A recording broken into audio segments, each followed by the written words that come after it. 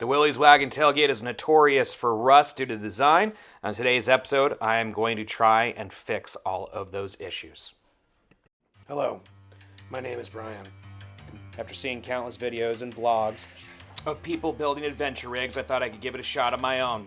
My Jeep Wrangler just wasn't cutting anymore for my family of 4, our gear, and dogs. I wanted something classic that had power to tow, easy to work on, and could hold the whole family. So I did exactly what you aren't supposed to do.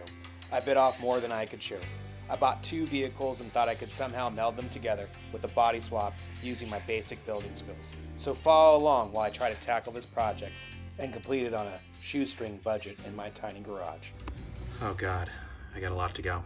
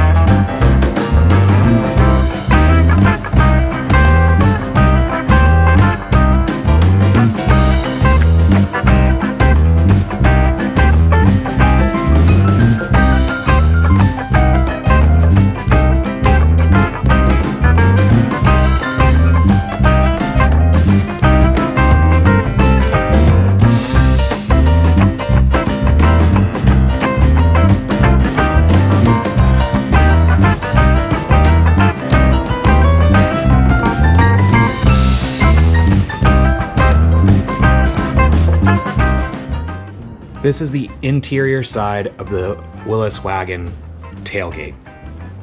I'm not a big fan of how they designed it because of the way they did the sheet metal. They kind of wrapped it around here. So when the water would come down the back of the vehicle, it would get trapped in here and you'd have all this rust. So most of the tailgates that you find out there are totally roached. This one was actually pretty good. Based on the color, this light blue that I'm seeing, I'm guessing it's from not the original. Like this guy who owned it before me pieced it together. Came down here to these nuts. There was cage nuts inside and they were all rusted in place. So every single bolt ended up busting.